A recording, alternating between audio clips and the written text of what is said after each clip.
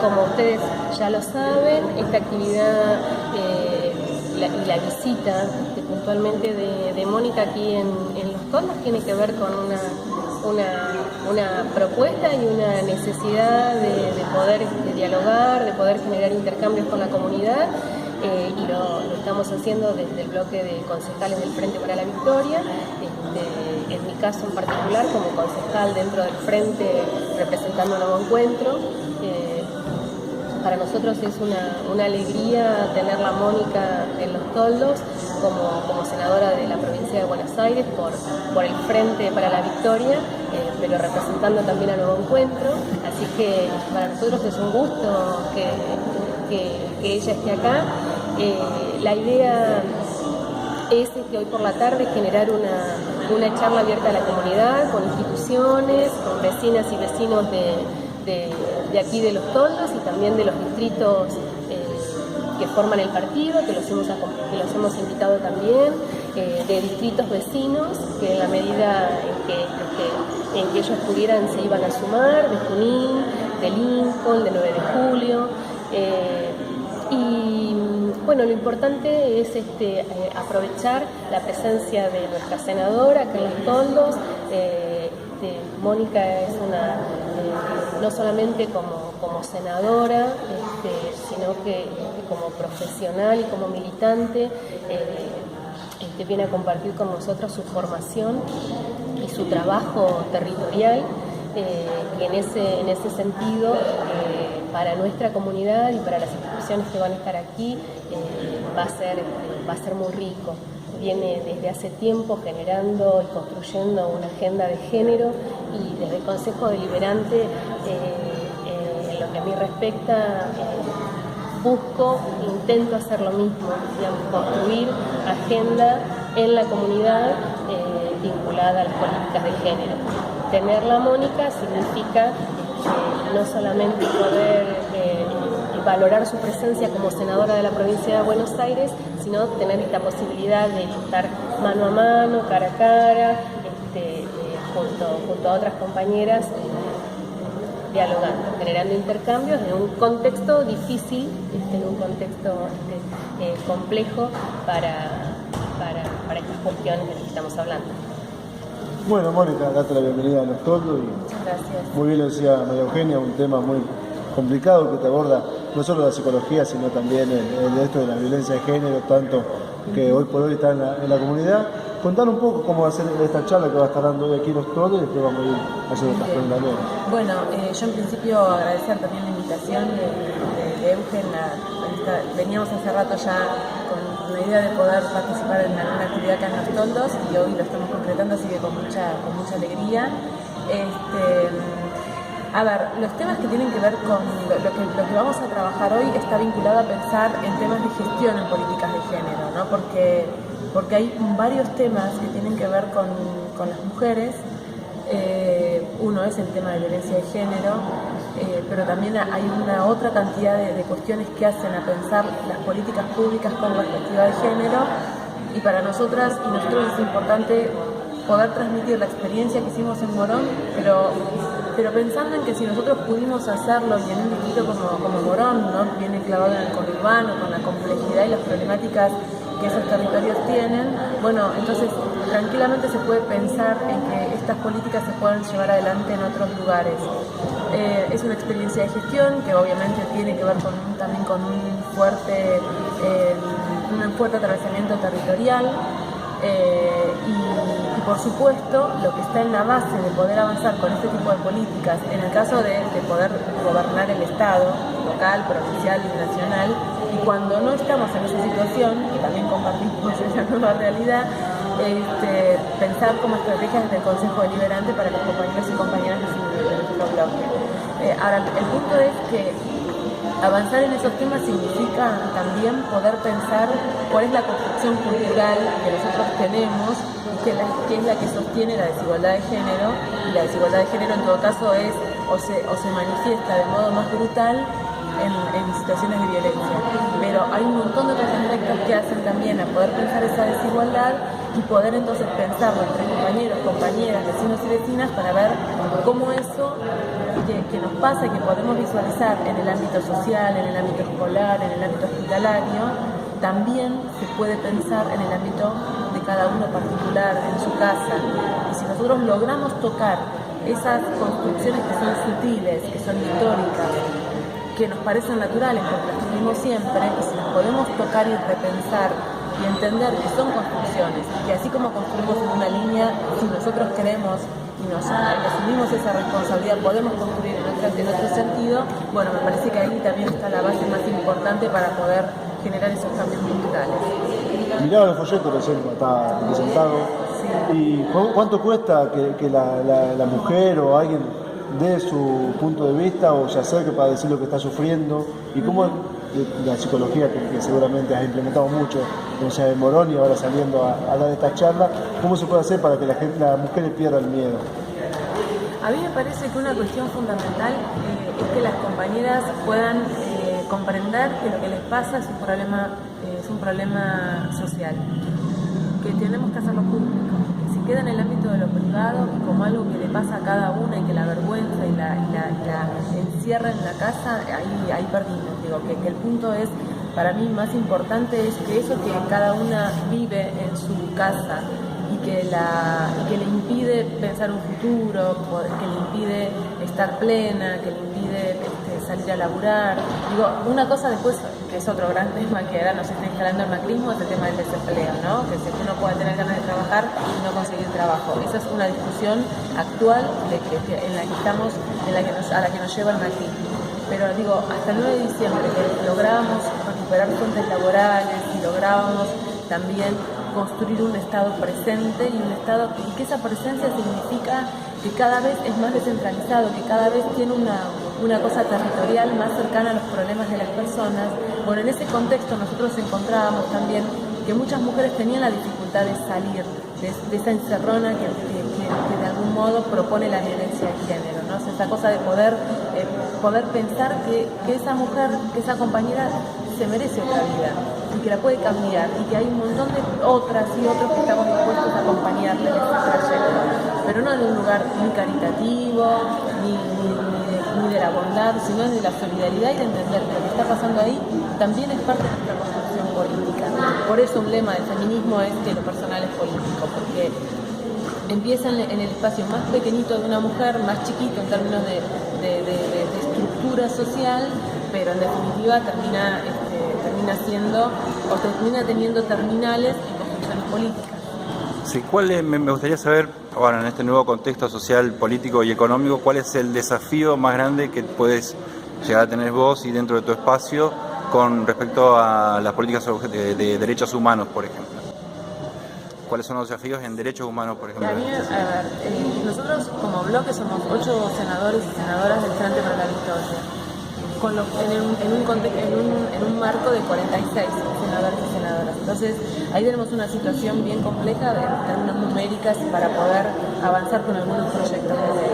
No obstante eso, nosotros estamos haciendo hoy un trabajo que tiene que ver con la posición de oposición, digamos, ¿no? Con esta nueva realidad política que tenemos en la provincia, y en ese sentido, digo, hay un montón de cuestiones vinculadas a los derechos humanos, pero inclusive pensándolo en términos bien amplios, ¿no? Los derechos humanos vinculados obviamente a todo lo que es la política de memoria, verdad y justicia, a lo que tiene que ver con violencia institucional, y también a las cuestiones vinculadas al trabajo, a la educación, a la vivienda, todas esas cuestiones que siempre son costosas y siempre implican procesos de gestión, de gobierno, de militancia, y que hoy en el contexto del macrismo se ven seriamente tocadas y donde sí hay ubicamos un retroceso. Así que el desafío que nosotros tenemos como en relación a los derechos humanos es articular desde el Senado todo lo que podamos por proyectos de ley que muchas veces tienen que ver con pedidos de informes para poder tener claridad de las cosas que van pasando en la provincia, y aparte como una estrategia para marcarle a la nueva gestión, a la gobernadora, que estamos ahí mirando todos estos temas. Y me parece que la riqueza más importante de nosotros como bloque es poder articular esas demandas directamente con las organizaciones o con las personas que están afectadas. O sea, Digo, o sea, ayer estábamos con el problema allá en la provincia de Buenos Aires, que Vidal vetó una ley de expropiación para que una empresa recuperada, una fábrica recuperada en Merlo pueda continuar con sus fuentes de trabajo. Nosotros sacamos esa ley, logramos sancionarla y Vidal la veta. Eso significa que esos laburantes son 120 familias que en 90 días deberían desocupar los lugares. Y ahí estamos con una estrategia para insistir en esa ley, que es un mecanismo que la legislatura tiene para seguir insistiendo con que eso se pueda expropiar. Así que me parece que el desafío que tenemos es estar muy alertas a cada una de las cosas que va implementando el macrismo, porque cada paso que da a veces es como bien visible y concreto, ¿no? Esto, vetan una expropiación, despiden un montón de compañeros y compañeras. Eso tiene un impacto ya concreto en el presente de esos compañeros y compañeras.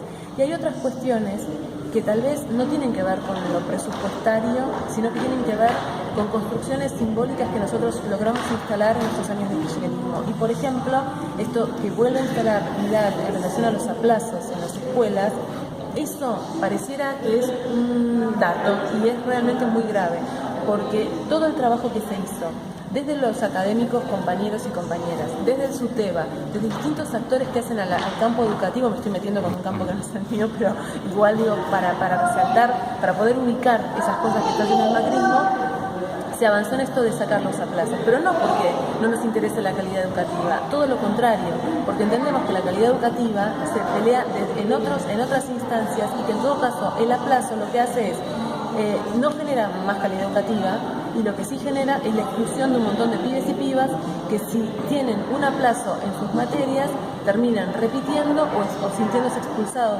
de la escuela. Y entonces esos pibes los perdimos del sistema educativo y eso es lo que nosotros no nos podemos permitir. Genera como una frustración de movida, de entrada. Por supuesto, y más en un contexto social y cultural donde la frustración tiene poco margen para poder atravesar. Claro. Si bien la charla de hoy tiene que ver con políticas de género, pero también vos venís de otros ámbitos, de la libertad de expresión, de participar de la ley de medios también, sí. Y con la discapacidad. Desde mi lugar, desde este medio, hemos hecho algunos trabajos con respecto a la discapacidad y la accesibilidad en el espacio público, en los espacios públicos. Digo que si bien se ha avanzado mucho en la Argentina, todavía creo que queda un saldo pendiente y me gustaría saber si están pensando en algo, trabajando en algo con respecto a eso. Mira, con el tema específico, vos discapacidades, cuestiones discapacidades motrices o... Sí, yo lo pensé en su momento, discapacidad motriz. Ajá. Discapacidad motriz. Sí, en realidad yo más que nada trabajé en cuestiones vinculadas a salud mental y todos los procesos de desmanicomialización. O sea, cómo hacíamos para pensar políticas públicas que permitan la integración y la inclusión de personas que habían sufrido alguna descompensación en su salud mental y que habían estado internadas en neuropsiquiátricos. Entonces, ver cómo lográbamos construir dispositivos a nivel municipal que permitieran esta vuelta a la comunidad y a vivir en un barrio y para también problematizar que uno puede tener alguna situación en su vida que le haya generado una crisis importante en algún momento de la vida, pero que si eso tiene un buen tratamiento se puede compensar, se puede convivir con eso y sobre todo vivir en sociedad, vivir en comunidad, no tener que estar aislado, internado en algún lugar recóndito de la provincia de Buenos Aires. En el caso nuestro digo que somos bonaerenses. Y me parece que hay algo de la inclusión que está, o sea, que si bien yo no he tenido en estos años de trayectoria o de trabajo contacto directamente con la política de discapacidad, tal vez como entiendo que vos me la planteás, sí me tocó coordinar equipos donde las direcciones, la dirección de discapacidad en Morón, con una compañera, Graciela Martínez, que venía trabajando muy fuerte, pero que siempre estábamos pensando en estrategias de inclusión, en ver cómo una ciudad permite la movilidad y la posibilidad de que todos y todas podamos circular por ella, qué sé yo, desde pensar también en actividades culturales que puedan pensarse con esas distintas situaciones de discapacidad, cómo pensar inclusive, yo me acuerdo que en algún momento teníamos, después no sé si se hizo, creo que en Provincia de Buenos Aires se hizo, todo lo que tiene que ver con el braille, o sea, pensar en cómo un gobierno puede llevar adelante estrategias que permitan esa inclusión, que es pensar que somos distintos, que hay heterogeneidades y que hay distintas necesidades y que un gobierno tiene que poder mirar las distintas necesidades, que no alcanza con que haga las cosas bien para la mayoría si no tiene en cuenta también a las minorías. Claro. La base de la democracia es básicamente respeto por las minorías. Sí, Silvina Peirano, por ejemplo, no sé si la conoces, hablaba de diversidad funcional, por ejemplo, ¿no? Entonces entender la diversidad y la igualdad de oportunidades para todos. Exactamente. Pero bueno, y como última pregunta, te dije de la libertad de expresión y te hablé de la ley de servicios de comunicación audiovisual, algo que me ocupa y me preocupa en este momento donde todavía está en pausa. Sí, no se sabe hasta cuándo. Se la llevaron puesta. Sí, más sí, en pausa, prácticamente una pausa larga, una pausa larga histórica, sí, bien. ¿Qué se puede hacer, te pregunto, desde los territorios y desde el lugar que le ocupa tanto los medios como también a tu lugar, tu espacio, para justamente llevar adelante las premisas claves de esa ley, que era la democratización de los medios, la libertad de expresión, entre otras cosas, y como se va a hacer ahora con la ENACOM? Claro. No, a ver, yo creo que este embate que hubo contra la ley de medios no es casual. Ellos que son las corporaciones, que Macri es representante de esas corporaciones, entendieron muy rápido que una de las estrategias que necesitaban hacer rápidamente era, de verdad, cercar la ley de medios, sacarla del juego. Y fue una de las primeras medidas que tomó Macri, con el PNU, con la intervención en el AFCA, en el AFTIC, y ahora, bueno, con lo que significa, le faltaba esa instancia que pasara por la legislatura y finalmente también consigue ese atravesamiento. Yo creo que, por un lado, tenemos a favor varias cuestiones. La primera es que si hay algo que produjo la ley de medios en términos culturales, es que más allá de que esos medios sigan teniendo una influencia muy fuerte en la opinión pública y en la construcción de sentido, yo creo que la ley de medios logró instalar que todos los medios plantean una parte de la verdad, que no hay una verdad absoluta, que no hay independencia en ese decir, ¿no? Que uno puede, a uno le puede gustar más o querer leer más Clarín que Página 12 y ver TN más que CN23 o C5N, por nombrar algunos medios, o escuchar Radio del Plata o escuchar Radio Mitre. Pero justamente lo que está claro ahí es que en todos los medios hay una intencionalidad política, como la hay en todos los órdenes de la vida. Entonces me parece que si hay algo que permitió el debate en relación a la ley de medios, es que ese lugar de la verdad y de la independencia haya caído. Que eso, o por lo menos para muchos de nosotros cayó, no hay más, no volvemos a pensar que el gran diario argentino es independiente y dice la verdad. Y para otros que tal vez no es tan fuerte, yo creo que igual hay gente que dice, bueno, yo leo todos los medios y saco mis conclusiones. Bueno, está bien, me parece que va en esa línea. Creo que aunque se haya denostado mucho todo el trabajo que se hizo en el AFCA por los medios hegemónicos de comunicación, a pesar de eso, a pesar de ellos, hemos logrado consolidar distintos medios comunitarios. Obviamente, si no tenés después los medios económicos para sostenerlo, es muy difícil. Pero bueno, no estamos en una situación de arrasamiento en ese sentido. Yo creo que hay que ver cómo desde cada municipio, desde cada localidad, con los compañeros y las compañeras que están militando estos temas, tengamos como una estrategia también poder sostener alguna red de esos medios comunitarios, poder acompañarlos, sostenerlos, porque son esas voces que, es más, tal vez en cada pueblo son los que más se escuchan, porque son los que más van a poder plantear la realidad de ese lugar, la realidad concreta. Entonces, creo que una estrategia tiene que ver también con esta posibilidad o plantearnos por lo menos la estrategia de mantenerlos en una red y tener una mirada que vaya más allá de quien está ocupando un lugar en el medio. Están esos compañeros, pero todos necesitamos que esos medios continúen, porque son voces, otras voces que fisuran el discurso oficial. Entonces los necesitamos como, digamos, con una necesidad también política de que sigan existiendo. Así que me parece que, ahí hay como dos cuestiones que para mí son para atender. Esta caída que cae de la verdad y de la independencia, la red de medios comunitarios, y otro gran elemento que juega hoy, que juega en esta época, son las redes sociales.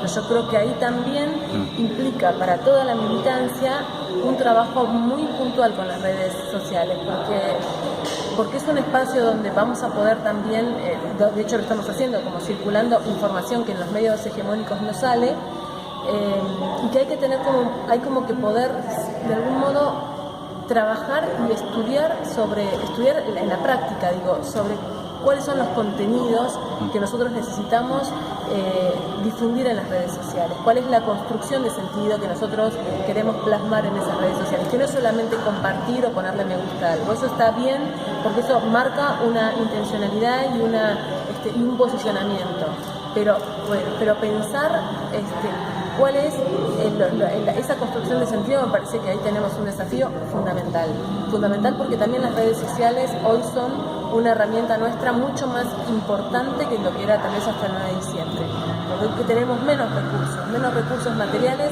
menos recursos de medios, y entonces lo que hay que poder pensar bien cómo lo usamos, porque son medios de comunicación también. Sí, creo que ha cambiado eso, creo que también ha puesto en duda también las estructuras de los medios de comunicación. Hay un medio de comunicación, fíjate vos, con un teléfono, un celular, y se puede llegar a diseñar un escrito, ¿no? Creo que eso también ha modificado esa ley y ha envalentonado, creo que a muchos a crear su propio medio, y a través de las redes sociales son los propagadores de una realidad territorial de la cual seguramente, como decís vos, lo están teniendo en cuenta. Y ahí me parece, en esta cosa de pensar las cosas, de poder transmitir lo que va sucediendo y que los medios no van a informar, pero también desde la militancia en los medios, darle voz a esas otras experiencias artísticas, culturales, sociales, que no van a tener nunca un lugar en los medios hegemónicos, y que sí cantan y hablan y escriben sobre las cosas que nos pasan. Y con otra estética, porque también a veces está atravesado por las edades, por las cosas que a cada uno le pasan, pero bueno, que haya un lugar también para pensar con esa amplitud. Bueno, vos, Mónica, empezaste con tu revista La Mancha. Yo empecé con La Mancha. Sí. Es la directora de la revista, es una revista digital. Sí. ¿Pero en qué año fue eso? ¿Ahora? Mirá, con razón. Los desafíos. Claro, pero también con esa línea de poder pensar en la comunicación popular, la construcción de sentidos, el rol que tenemos, y entonces armamos ahí esta publicación digital, y también con intención, bueno, todo lo que te decía es lo que estamos teniendo. Claro. Por eso digo que Ya dio el primer paso, está bueno. Está muy bueno, el primer número está muy bueno. Sí. Ahora vamos a buscar. Es un espacio en donde se recuperan estas experiencias comunitarias, Claro. se editorializa con este sentido de la importancia de la participación y de la construcción desde el territorio. Es un desafío, sin duda. Pensábamos en esto de La Mancha porque a veces La Mancha está asociado con lo popular, con eso que hay que sacar, si replicamos un poco a Prat Gay, con esto de la grasa, y pensábamos que La Mancha además es como es algo que puede expandirse y que no tiene una forma tal vez, ¿cómo sería?, concreta, sino que puede tomar distintas formas. Sí. Bueno, yo como última pregunta que te quería hacer era, ayer hubo una manifestación de las universidades públicas en lucha por reconocimiento y además por problemas de financiamiento. Digo, ¿qué visión tenés con respecto a que casi todos los gremios estuvieron presentes y las universidades públicas más importantes del país? A mí me parece que fue una marcha impresionante la de ayer. La verdad es que que me parece que en términos de participación fue muy buena. Me parece que es importante que la comunidad universitaria, y más allá, porque la universidad no es solamente quienes estudian o son docentes de la universidad, sino que es un bien simbólico y cultural del pueblo. Entonces me parece que en relación a la participación fue impresionante, y me parece que es importante también que todos salgamos a la calle y a protestar y a organizarnos en el primer momento en que sentís que están tocando, porque es decir, bueno, ellos avanzan con el tema del presupuesto, especialmente en relación a las universidades, han achicado mucho el presupuesto porque no lo actualizaron en un contexto donde todo está mucho más caro, donde la situación económica es diferente, y después cuando hubo unas primeras instancias de protesta, Macri convoca a las universidades para decir que va a aumentar el presupuesto, y el aumento es irrisorio, es un aumento que realmente no cubre nada de las necesidades que hoy tienen las universidades nacionales. Está claro que no es que ellos lo hacen con la intencionalidad de ir desarmándolas, que no puedan cubrir las horas, que los docentes estén más complicados para dar clases. Obviamente que la intencionalidad está puesta en eso, en que no. De hecho, Macri lo decía, creo que en campaña, ¿para qué tantas universidades nacionales? Y claro, si ellos se forman en las universidades privadas que se sostienen con su propio, como desde su propio lugar, y poco le importa que el pueblo también pueda ir a la universidad y podamos tener profesionales populares. Pero bueno, por eso me parece que ahí es una pelea muy fuerte la nuestra. Yo además soy consejera graduada de la Facultad de Psicología, entonces, ¿cuándo fue? Ayer fue jueves. El miércoles hicimos una asamblea interclaustros en la calle de la Independencia, ahí en la sede de la facultad. Y la participación también era importante. A mí me parece que eso es un rasgo de esta época también, y eso es herencia del kirchnerismo. Esa es la pesada herencia, ¿sí? Porque yo me acuerdo que en los 90 también teníamos estos problemas, y la participación era muy baja, porque había una despolitización de tal magnitud que la gente era indiferente con algo que más tarde o más temprano le iba a tocar. Porque si en los 90 se arancelaban las facultades, muchos y muchas no hubiésemos podido estudiar. No hubiésemos podido pagar un arancel en una universidad para estudiar. Y en cambio en esta etapa, que las amenazas son las mismas, son más furiosas, tal vez son más intempestivas, porque en poco tiempo el macrismo está desarmando muchas de nuestras políticas, pero bueno, también la respuesta social es más rápida y es más contundente. Así que yo apuesto a que por ese lado podamos frenar estos empates contra las universidades. Bueno, muchas gracias, Germán. ¿No? Bueno, gracias. Bueno, gracias.